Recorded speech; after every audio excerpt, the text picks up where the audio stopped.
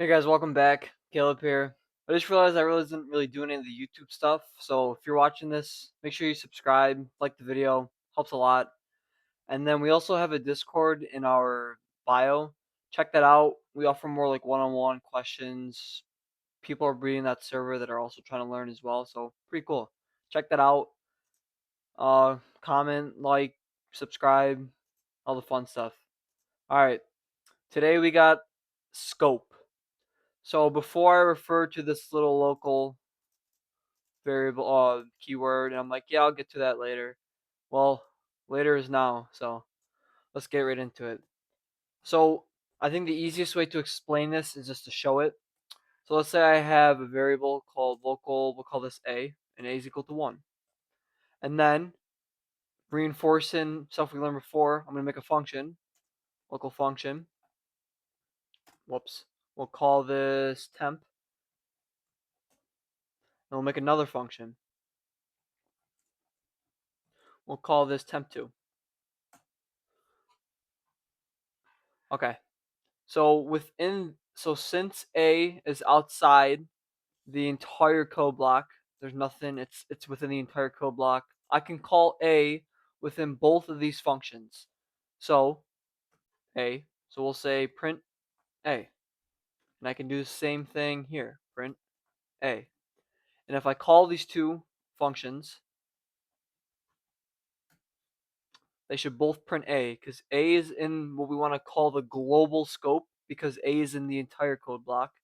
So I can call A within temp and temp2. So when I run this, it should print 1 and 1.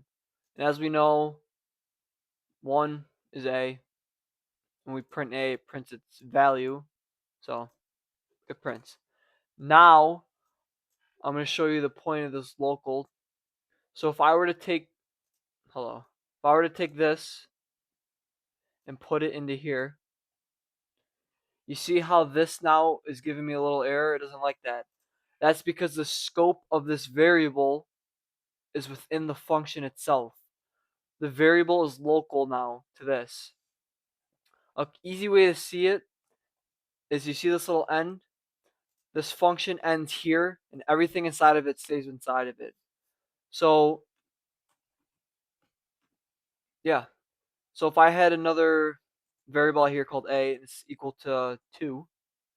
Now it likes that because this a is in the global scope, so everyone gets it. But this a is within this function scope, so only the stuff within this function has this a scope. And if I have two variables like this over two variable names that are the same, this function is going to go with this one because it's the most recent one and it's within its scope. But this one, this math function is going to use this a. That's scope, but we'll go ahead. I'm going to print this just to show you so you believe me. I'm pretty sure I know what I'm talking about. Hopefully it works. So this temp one should print, well, actually, it's not going to print anything. So this first one should print 1, and the second one should print 2. So let's go ahead. I always forget to stop it. There we go. The first one printed 1 because A was within this scope. This one prints 2 because 2 or this A is in the global scope. Hopefully that makes sense. I'll just do another example real quick because I know I reused a variable name, so that gets pretty confusing. So let's say I have a local variable and we'll call it my scope. And we'll set it equal to 5. I'll make another function. We'll call this temp again. And then within it, we're going to print my scope.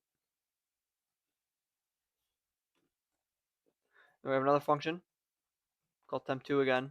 I should just cut the old ones, but it's alright. And this one's going to have a variable. We'll name this hi. It's equal to 2.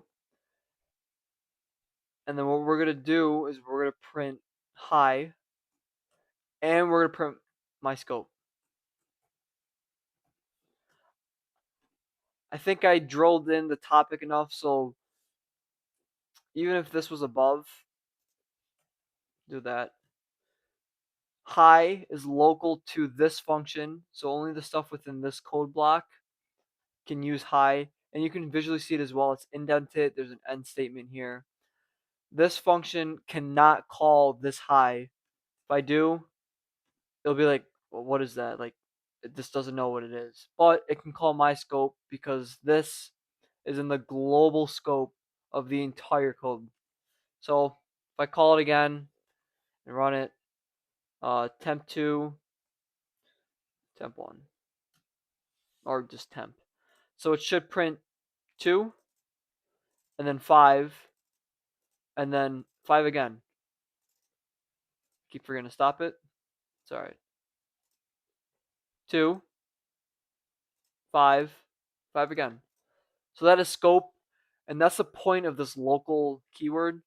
It's just showing the scope of variables, and it makes it really interesting and very useful, especially when you get into bigger projects, stuff like that. So hopefully that makes sense. If it doesn't, shoot me a comment. Tell me, hey, didn't make sense. And I'll make another video and I'll go over it again. But practice with it. Do some work with like functions and all that. See if it works. But like I said, shoot a comment, let me know. Join the Discord server. Like, subscribe. I'm gonna keep saying that now because I just keep thinking about it. So do that. I'll see you in the next video.